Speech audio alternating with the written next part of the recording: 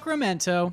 Hello, and welcome to the 916 Republic Podcast. As ever, I am your host, Zach Winnick. Hi, you thought I was going to say Nolan. Nope. Today, we're going to break down three of the most dangerous teams in the USL Western Conference. But first, I just want to give a little warning. We are recording this episode on February 3rd, but if you are listening to it now, then it's probably February 10th, 11th, 12th. This is because Scott, Nolan, and I will be out of town for the next 2 weeks. And so we have pre-recorded shows in order to keep a steady stream of quality content flowing for your podcast feed. So if you are listening to this and it sounds like we're just a little bit behind on news and developments, well, that's because we are.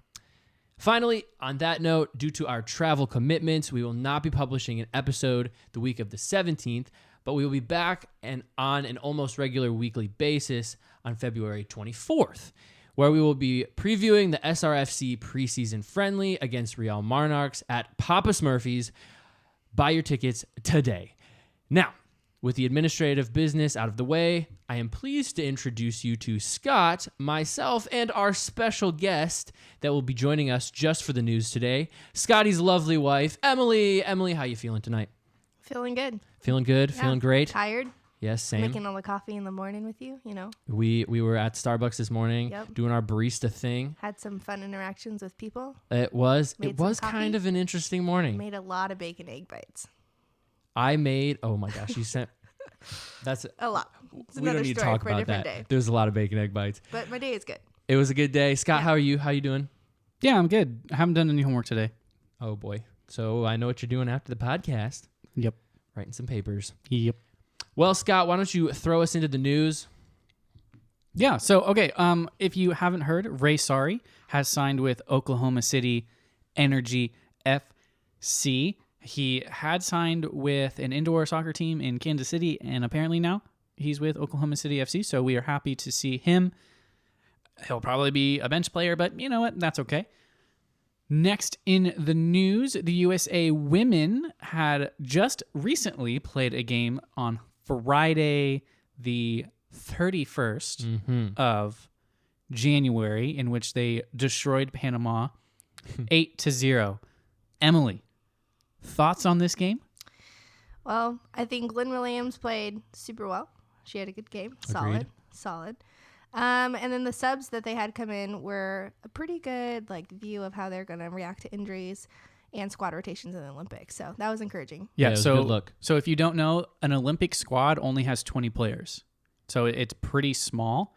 So I think we saw Vlatko in the second half when they were already up a lot. You saw him do some rotations. Center back went out to right back, brought in a different center back, brought in some different midfielders. We saw Lynn Williams play striker. Last game, she played out on the right wing. So different things like that. And they are going to play Costa Rica. Actually, they're playing tonight as we were recording, February 3rd. And Costa Rica is second in their group for Olympic qualification, but I don't think it'll be that big of a test. Shouldn't be a problem. USA should pretty easily get through this group unscathed. So, last bit of news. Zach, do you know anything about this? Is it about Orange County? Yeah. A little bit. Okay, so Orange County signed a partnership agreement with Rangers FC in Scotland. Which is super cool. Yeah. And they said... We talked about that a little bit on the last podcast. Yeah.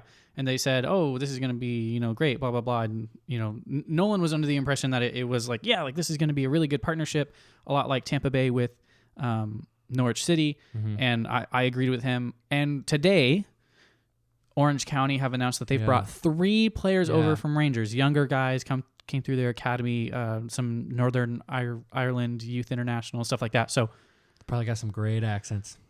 So they're probably just happy to be out of the freezing cold real in Southern California. They're in Orange County, bro. Yeah. That's nice. Probably going to go to Disneyland and all that fun stuff. So cool. Hopefully they don't do well. That's how I feel. And good for the league. Great for the league. You're right. Hopefully not super great, though. Hopefully they play so well against everyone but Sacramento. Exactly. Right. Exactly. Speaking of playing well, USA men's team played Costa Rica on February 1st. They did. Again, this episode's coming out a little bit later, so we're going back and reviewing this game. Zach, takeaways from this game.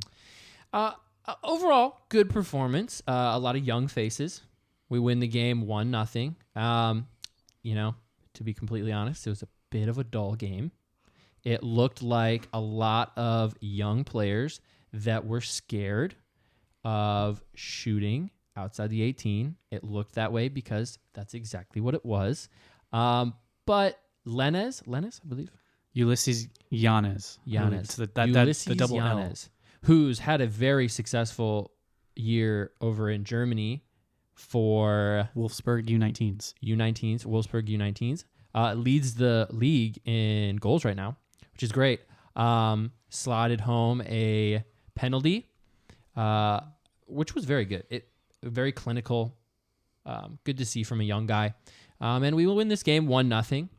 Overall, we, I think, had good pressure, good sustained pressure over much of the game.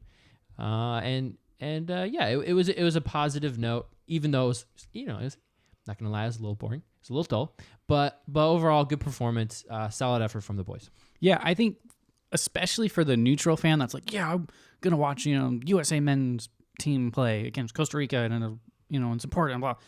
It probably was pretty boring. I think the exciting thing to take from this is that it was a bunch of young players, a bunch of guys that are U23 eligible, which means that they are Olympic team eligible. And if we can get these guys playing the system that Greg Berhalter wants now, then, fast forward 2 years, 3 years when it comes time for that next World Cup, both qualifying and the World Cup, hopefully these guys will have played in a competitive tournament, being the Olympics, playing that system, and they'll be more prepared for the 2022 World Cup because they've been playing that system for a few years now. I do think there were moments where we saw the youth of this team, like even Ulysses Yanez. Yeah. There was a couple of moments where he should have played some passes either out wide or just played them quicker, and they were just slow and maybe the wrong decision. And I think we saw that with a couple players too, where there were a couple times where it was like, okay, you're thinking a little bit. But that being said, for a team that has only been together a month in this system, they've been together basically the whole month of January, I thought they actually played pretty well. And they forced Costa Rica to shift from a 4-4-2 to about 20, 30 minutes in back to like a 4-5-1 because we were just passing right through their 4-4-2. And I also think that the U.S. switched their defensive system a little bit from a 4-4-2 to more of a 4-3-3. Yeah. So I actually think there are a lot of positives to take from this. I agree. And honestly, the biggest positive for me is that Ulysses Yanez was so confident in grabbing that ball immediately after the penalty was conceded by Costa Rica. And was like, yep, I'm taking this. I think that was great. So that's the future right there. That is the future. So that is the news segment. We're going to go to a break. And when we come back, Nolan will be on the show and we will go over our 3 teams that we are going to scout for this episode. And my wife and I just wanted to interrupt this little jingle to let you know one very important thing. What would that be, Emily? It'd be to follow the boys on social media because it's super important to catch up with what they're doing, what the team's doing, and all things soccer all over the nation. So where can they follow us? Well, Twitter's a great start. Then Instagram would be second best, in my opinion. But then YouTube, Facebook, all the good stuff. So again, that's Instagram, Twitter, Facebook, YouTube. What's the handle? 916 Republic Podcast. Yep, that's right. And lastly, you can also donate to us on Patreon. That allows us to get new equipment. We are saving up for some away games transportation funds. So look us up on Patreon, 916 Republic. Thank you for all your guys' support and interaction on social media. And we are back, and we are talking about our team scouting reports now. So last week we covered 3 teams: San Diego Loyal, which Zach covered. Yes, I covered LA Galaxy 2, and Nolan covered Orange County. And this week we are covering more teams in the West. I'm going to cover the Monarchs. Nolan is going to cover Reno, and we're going to start with Zach covering Phoenix. So, Zach, go ahead and give us your rundown of the Phoenix Rising. Ufka. Yeah. Yes. They're Turkish. So Phoenix Rising, they're Turkish. They finished at the top of the table last year. They run a 4-2-3-1. That's what they ran last year. You can expect to see that again this year. Some notable departures. Striker Adam John was originally signed back to the club, re-signed, but then transferred to Atlanta United, which is a big loss for them. Last year he had 30 starts, 17 goals, 5 assists. He had a FOTMOB rating of 7.32. This is really good. He's a big body up front, and he had great chemistry with the mainstays of that roster. But the corresponding move by Phoenix was to bring in Rufat Dandanov. He is another big-bodied striker from the 3rd division German club. I'm going to butcher this. Prusen Munster. And I've heard it rumored that they paid a transfer fee for him that was significant, but I haven't At the USL level, yes. Yeah, Heard this I as well. haven't seen that. I anywhere. couldn't find it either. It's just rumors, I believe. Normally USL clubs don't release this kind of stuff. But Yeah. His goal tally alone doesn't impress me. No. Like Well, that's why compared he's here. to compared to an Adam John who scored 20 goals in the Yeah. 2nd division of American soccer. Like Yeah. I don't know. We'll see. We'll see. I've not done the scouting, so We'll see, they yes. apparently did. It's tough also to get information from the third division German level. We know he had 6 goals last year, and he had 8 the year before. But my guess is this man will have success. He will be supported so well by the starters that have returned. And who might that be? Well, let me tell you. Some notable returners, both Solomon Asante and Junior Flemings, are back to occupy the wings for Phoenix. Asante had 31 starts last year, 22 goals, 17 assists, which is crazy to me. Had a FOTMOB rating of 8.19, which is ridiculous. And Flemings also 23 starts, 15 goals, 7 assists, 7.46 rating. Those guys were dominant last year, and that's who he has to support him, as well as Kevin Lambert in the midfield, who was very good for them last year. Returns this year as well. And yeah, Phoenix returns a lot of their starters from last year. Zach Lubin, their goalie, A.J. Cochran, Austin Ledbetter, Corey Whelan, Joe Farrell. They did lose Mustafa Demboya to Tampa Bay and Amadou Dia. I've heard it pronounced Amadou Dia. Amadou Dia to Sporting Kansas City, 2 fullbacks. But I believe it was Whelan who was starting at the right back position towards the end of the season anyway. And I believe they also brought in Macaulay King. Did you see that in your Macaulay research? King, I believe that is in. He was a Yes. left wing back from, I believe, Nashville. Okay, yes. And that they not only did they re-sign a lot of their players, they also brought in some big names. They brought in where is it? There we go. Page 2. They brought in Santi Moore. He plays both left wing and right wing last year for New Mexico. I totally forgot about that because that happened so quickly after Yeah. the season ended. Yeah. That pisses me off. Yeah, Dude, he's really 38 good. appearances, 12 goals, 9 assists. He's a really good last player year for Mexico. them. And it's going to help them a lot when Flemings goes on international duty for Jamaica. So that's a big signing there. Jordan Schweitzer, solid signing. Darnell King, Jack Barnby, Owusu, Ansah, Contour. These are all guys they have picked up in the offseason.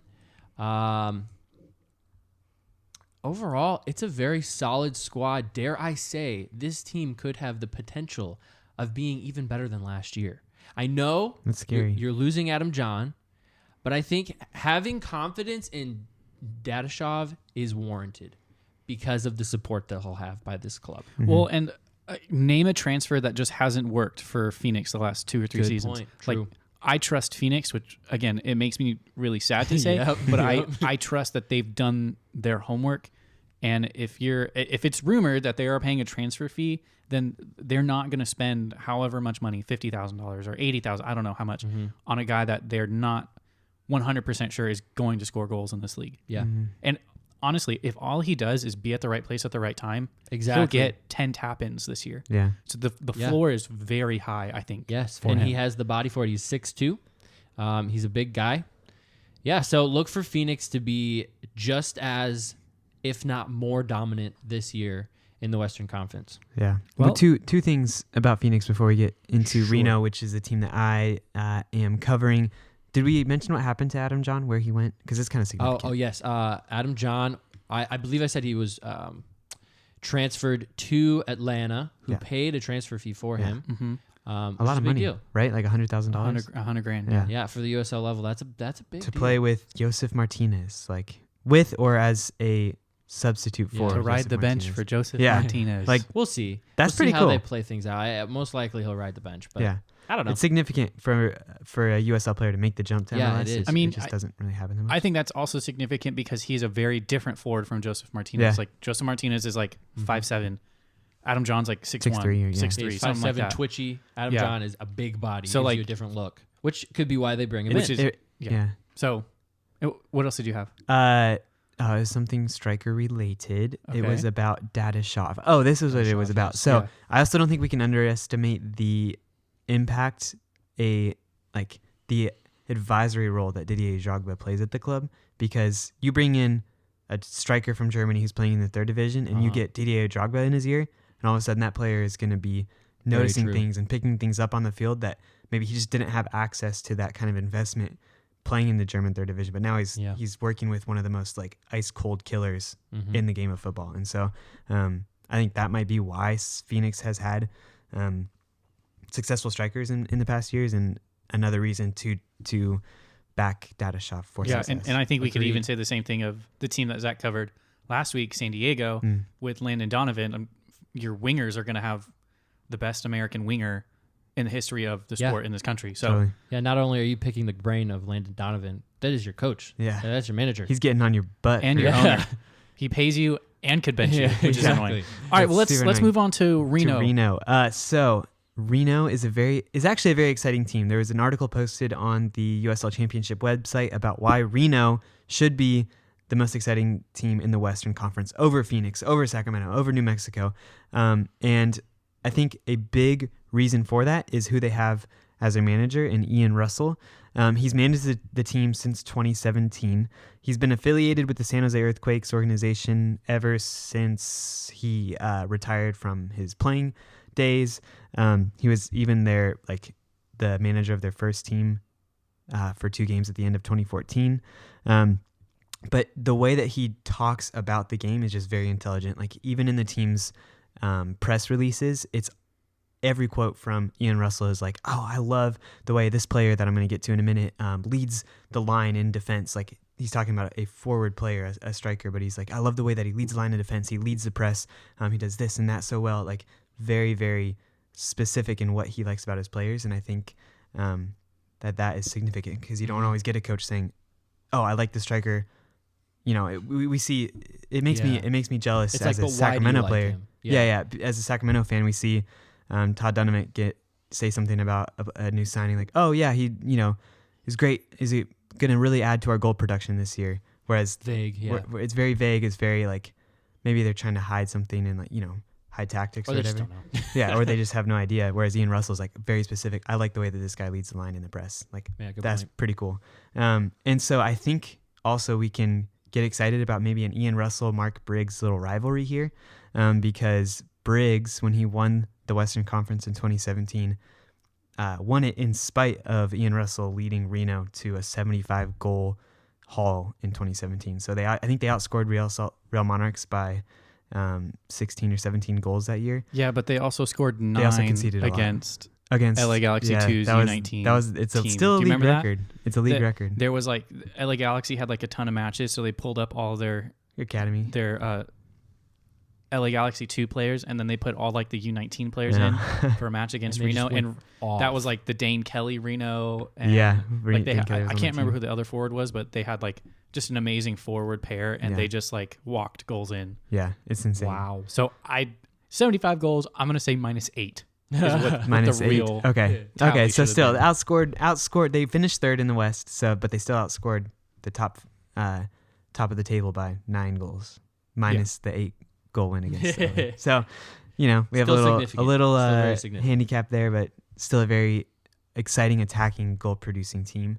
The signing of the offseason for Reno for me has to be Foster Langsdorff from Portland. Well, they didn't sign him from Portland Timbers. He was released and then picked up on a free agent contract, whatever, by Reno. He had 7 goals in 2019, so a bit of a dip in form last year, but 14 goals in 2018 for Timbers too.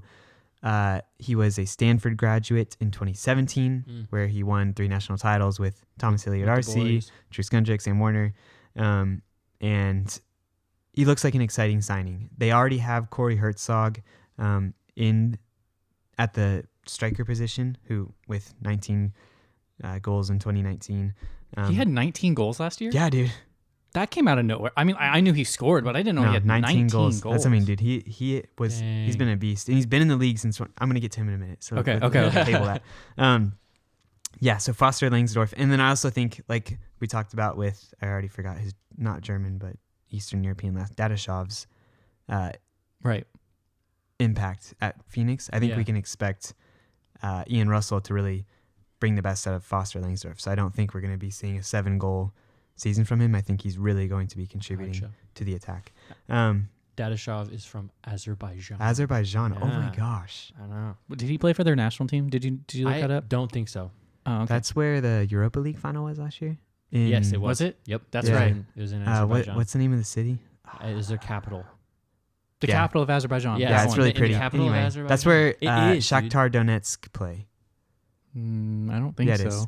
In Ukraine. Wait. Yep, different country. Okay, different country. Wrong. Scrap that. Someone prove me wrong on Back the to internet. Reno. Back to Reno. The biggest retention of the offseason is the aforementioned Corey Herzog.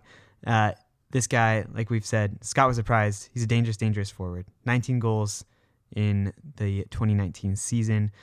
We saw him against Sacramento. I believe he scored at Papa Murphy's Park in the He regular did. season against Sacramento. Do you guys I think In a you guys were 4-1 with thrashing. me. Do you remember he scored the 4th Thrashing. goal, and the kid that was sitting behind us? I think both of you were there. I was there.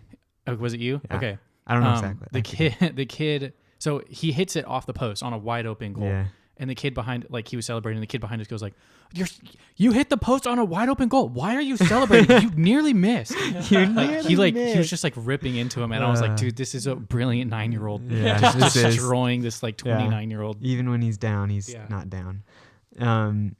So league veteran, been around since 2014. Well, and I think that surprises me because if you go back and look at Corey Herzog's score total, it's like 10, 14, 13. Like he's good Yeah. and consistent, but I don't remember a season like this from Yeah. him before. Last year, he really came into it. I think it may have been because of the service he was getting from the wingers. He played on the wing sometimes. But yeah, maybe just the service from the midfield. I would have to go back and really watch some games to see what that looked like. But yeah, he really had a really awesome 2019. The last signing of note for me is just Benjamin Kikanovic. It's only significant because he played at Sac State and impressed Ian Russell at the Earthquakes Combine. So they signed him. He's another forward. We'll see what he does this year. Who knows? It's going to be cool. The last thing, Reno's still playing a baseball stadium, and they've been around since 2017, and I thought the league rule was get out of a baseball stadium. They'll extend Okay. it pretty easy. That's So so dumb. I think the soft rule is Yeah. have a plan to get out of your stadium by year 3. Huh. So not be out of your stadium by year 3, but have a plan Plan. to get out of your stadium Yeah. by year 3. So if the plan's another 5-year plan or something, Yeah, that sucks. It's 2 or 3 years. Yeah, but it's soft. It's Yeah. soft. and I don't think Reno is the worst baseball stadium situation. Yeah, I've heard New Mexico. That's what Hayden Partain told us was really, Yeah. really trash. Yeah, he did say that. That's right. And so Yeah, it's also Reno. Like, how big is Reno? Like 300,000 people, 400,000 yeah, people. it's not that big. Like, If that, yeah, I don't feel like it's is this ownership group really going to spring a bunch of money? Yeah. true. So I don't know. Anyway, don't look forward to home games or away games at Reno. We have to get to Reno at least once. Oh, yeah. Just to see for ourselves. Yeah, but absolutely. We'll do it. We'll get anything out else on Reno before That's we move it on? on Reno. Real Monarchs. That is the team I am covering.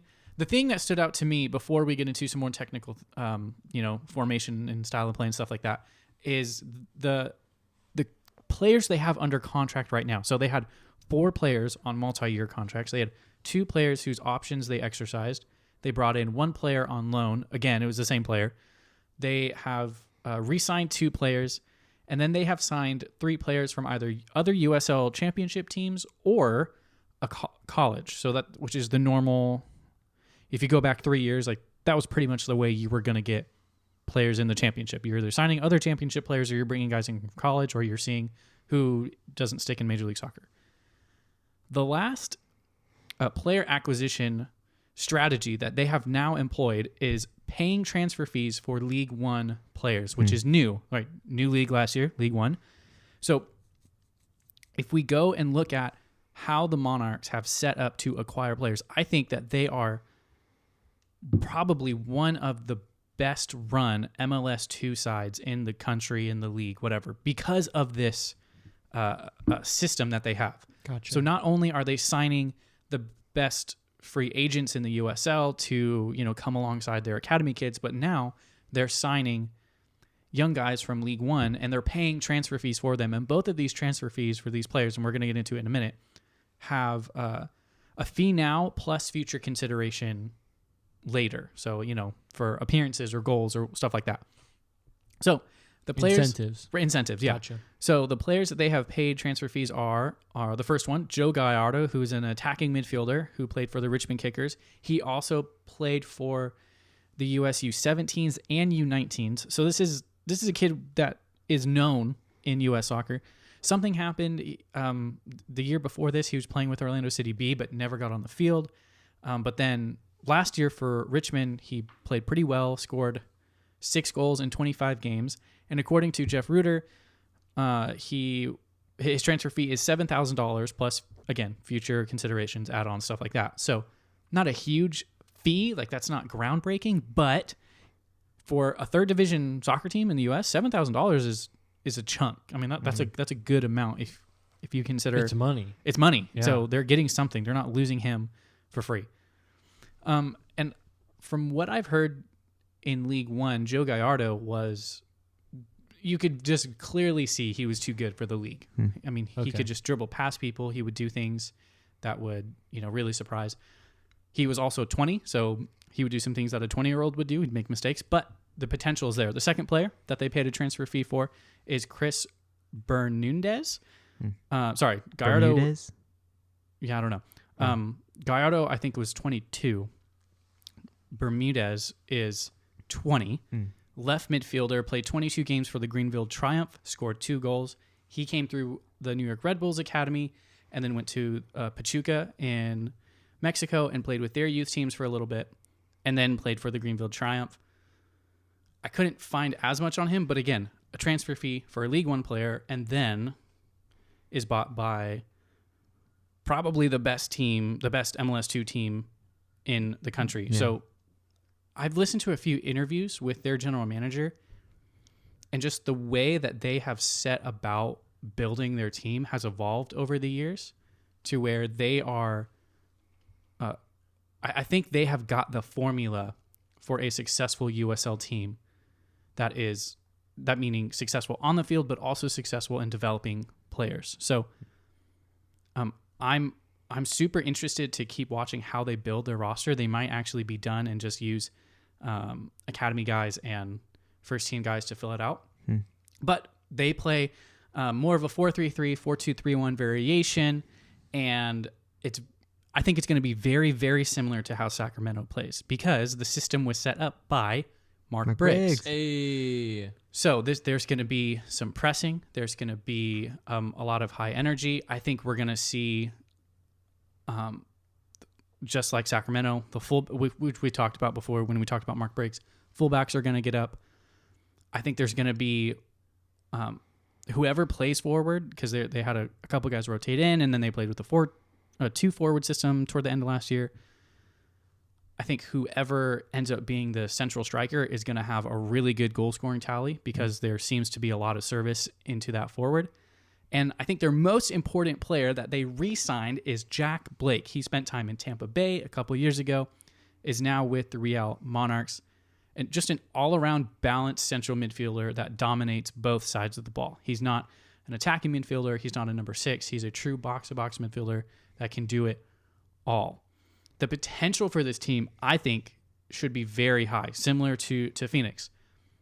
I might even go on to say that they might even be better than last year because they've lost one center back who went to New Mexico.